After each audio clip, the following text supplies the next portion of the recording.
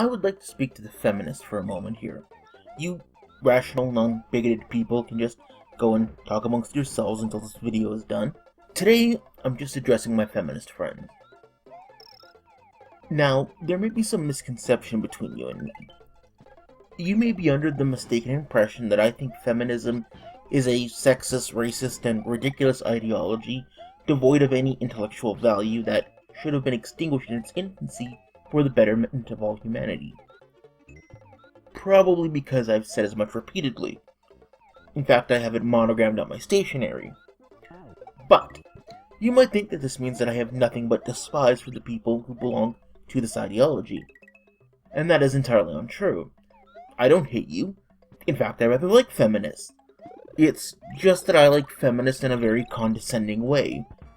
Kinda like the way everyone liked that one retarded kid you had in school growing up. So, I felt as though perhaps I should extend an olive branch to some of the more supposedly sane members of the group, who seem to have trouble understanding certain aspects of the conversation that's going on.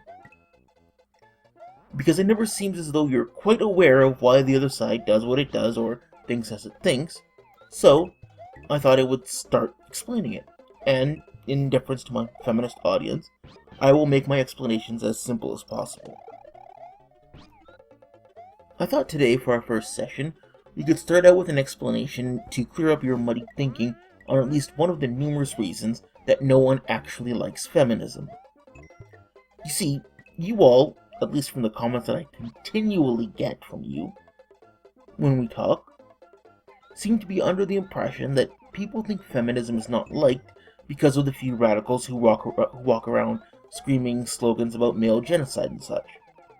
That all of these crazy wretches are the ones giving the ideology a bad name.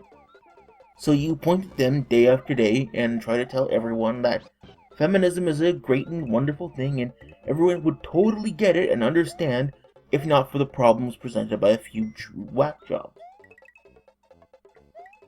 However, here is what the honest truth is, and you might want to put a helmet on your heads so you don't make a mess when I blow your minds. It is not the wackadoos that give feminism a bad name or that cause people to hate feminism. It's you. Yes, the reason that people hate feminism is not because of the crazies. It's you, sane, nice, moderate feminists that make feminism so reviled. Now, since you're probably feeling triggered right now, please enjoy this safe space which I have created for you for a few brief moments.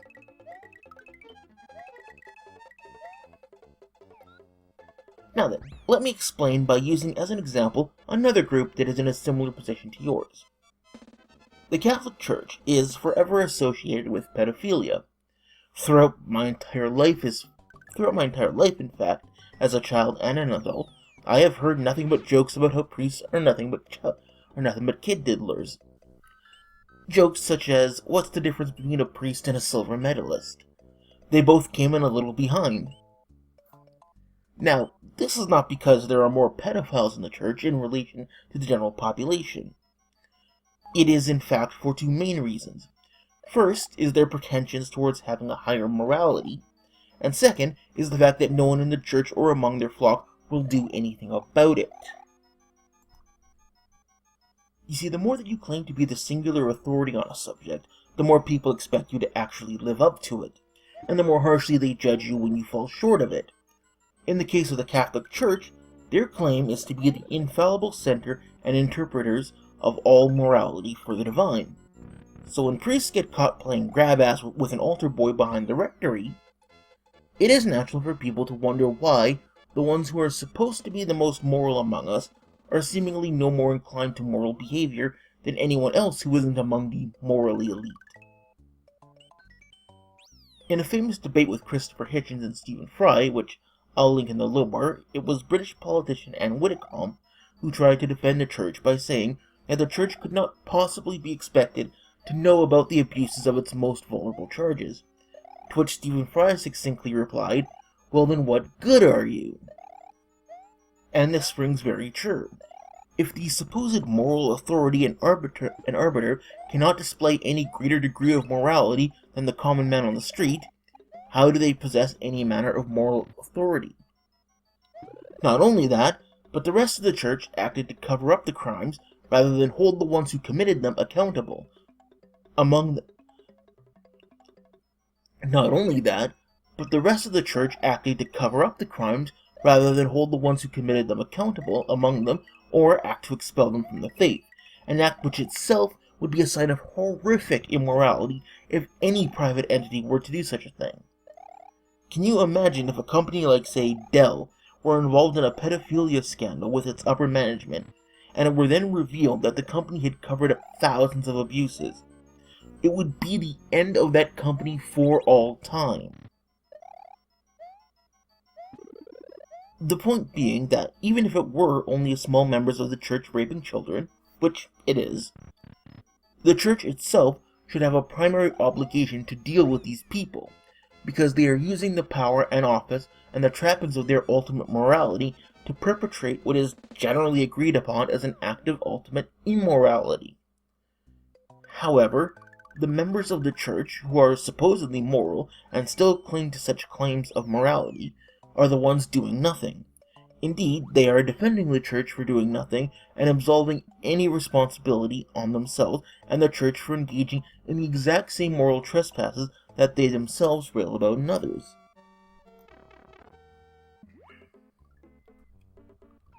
In fact, it is often the non-Christians, the ones who aren't part of the morally pure faith, and us evil atheists who don't understand morality, or who cannot possibly have morality because we don't believe in a God, that are trying to hold these people accountable, and to actually deal with this problem.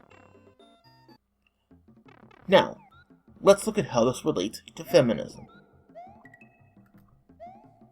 Feminism claims to be the moral authority when it comes to social matters of gender, race relations, and general equality. In fact, so much so that, as feminists so often like to remind me, that simply wanting equality on social matters of gender and race relations makes one a feminist. Because the concepts of equality and feminism are inextricably linked according to you. However, anyone who pays attention to feminism can see a very long list of people who openly use feminism as a means of catering power, punishing or hurting other sexes and races, creating inequality, and advocating for legal reforms that strips others of their basic rights and legal protections, all in the name of equality. Now, that isn't really anything unknown. Even you good feminists will admit that this happens, though you claim that it's only a small minority of feminists who do this, and we might have that argument out at another time, but for now, we'll just stick to this, and I'll give you the benefit of the doubt and assume that there really is a small minority who are like this. However, as in the example with the church, the majority of feminists, the ones who make the claims of morality, do nothing to deal with the ones who spread hate. In fact, whenever I bring up the subject to feminists, I have always been informed by every single feminist so far that it is not their responsibility to do anything about the bad feminists. Every feminist I have ever talked to washes their hands of the whole problem and willingly stands down and lets these people do what they want under the banner of feminism. Now, typically, when confronted with such things, you will hear feminists claim, well, every group has its extremists, as a way of trying to portray the other side and other groups as being equally as flawed, thus meaning that they can absolve themselves of responsibility by making it appear as though everyone else is on the same footing. I call it the I know you are, but what am I defense. But there is an inherent problem with this line of thinking. While it is certainly true that every group has its extremists and its, shittier elements, not all extremists and shitty elements are equal. There is, for example, a world of difference between a fundamentalist Muslim and a fundamentalist Amish. About 2,000 rounds of ammunition worth of difference. There is also a similar difference between extremist MRAs or extremist anti-feminists and, feminist extremists. For instance, I challenge anyone to show me an MRA or anti-feminist that sounds like this. Before we do anything, the very first measure to adopt is to take all men out of all positions of decision-making immediately, and actually out of any kind of social, professional position whatsoever. Major serial killers, serial torturers, pimps, pornographers, severe domestic abusers, serial rapists, genocide planners, biocide planners, and pedocriminals across the world will simply be euthanized. The decisions will be taken by women in a mass world tribunal for patriarchal crimes. This is by far the best solution, and is the most legitimate, ethical way of reducing male population to more reasonable levels. Such men would otherwise forever pose a threat to women, children, animals, the earth, and society as a whole. And we know they have no chance of ceasing their violent behavior after having reached such an advanced age of sadism and sociopathy. It would be reckless to spend space, resources, and energy in keeping them alive in prisons. All of men's alive and euthanized belongings, property, resources, and land will be confiscated from men and handed back to female care and supervision. Property rights over land will be abolished. You can't own land. All men at least above 15, or younger if very asocial, should live separately from women and children, on their own in small huts or studios, isolated from one another and scattered around so that women can keep an eye on them. They should never be in groups or packs. That would be illegal. So it would also be illegal for male adults to impose their presence on female adults, or on female girls and children. Men would have to care for themselves on their own, food, laundry, etc. No male above his age of puberty would be allowed to receive any kind of service from a female. Their life expectancy would probably drop to the age of 40, but that's how things should be. Women's life expectancy without men would rise to 130 years at least. PIV would be illegal, of course, as well as the initiation of any verbal or physical contact to women and girls or boy children, unless solicited by a woman for specific matters. I'm not sure what to do about boy children. Obviously, you know my opinion, but let's say that's up to the mother to decide what she wants to do before he turns of age to leave the family circle. In order to keep all men and post-pubescent boys busy, we'd send them to clean up the vast amounts of detritus, pollution, and toxic waste men have littered and almost killed the world with. Much of the damage to the earth is irreversible. However, with a great deal of effort and genius, women will find sustainable, natural, and simple ways of healing a lot of the damage men have caused, and send men off to do the dirty work. No man will be allowed to take any decision without female guidance. We know what happens when men decide on their own. Disaster. Exactly. And it's not hard to find women like this among the ranks of feminism. In fact, among feminism, many women like this are held up and revered as thinkers and icons of the ideology. Julie Bindel is a very powerful and influential feminist who openly calls for men to be herded into concentration camps. Yet a lone scientist was socially crucified for wearing a shirt on TV that feminists didn't like. Now, the blame is not that these people exist. There will always be fuckheads, no matter how noble the cause. It is not the fault of the Catholic Church that some priests diddle little boys. Humans are humans, and you really can't condemn the Church because some humans among them are behaving like humans.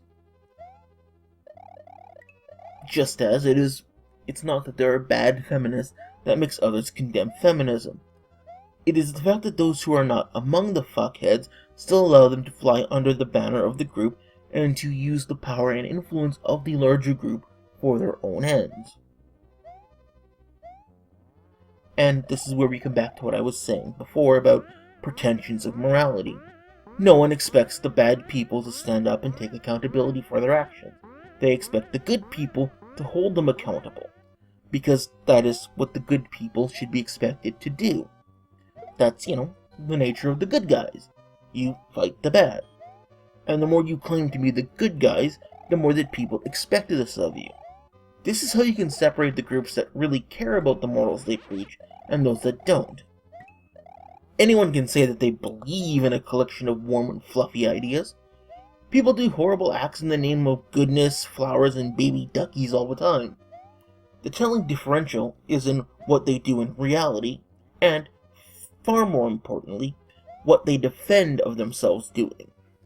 The former represents how closely one follows one's ideals, and the latter represents the concepts that are prioritized over them.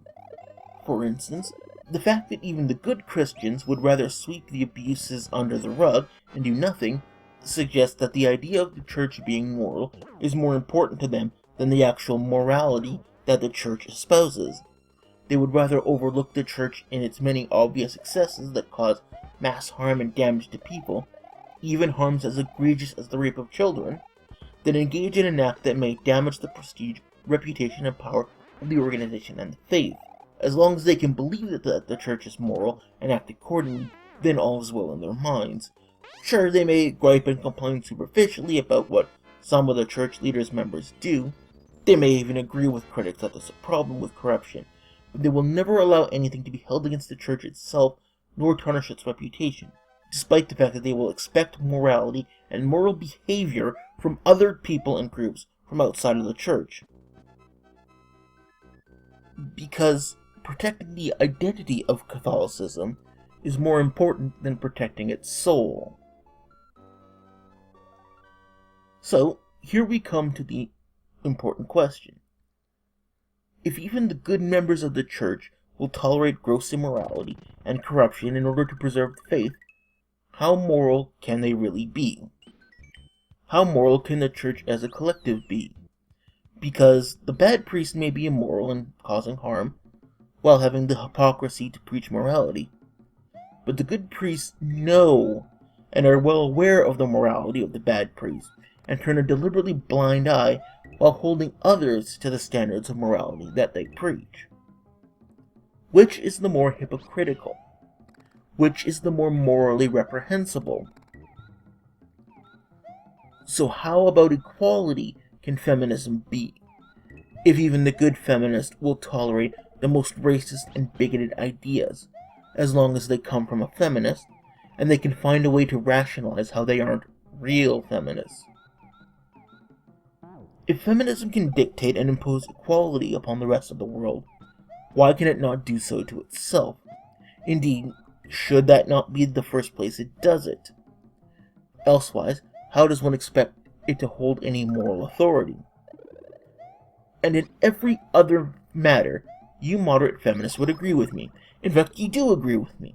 One of the most common things for you to say when people criticize things such as patriarchy and privilege is that even though not every man, especially white men, are responsible for creating the system, they all have a responsibility to work to change it.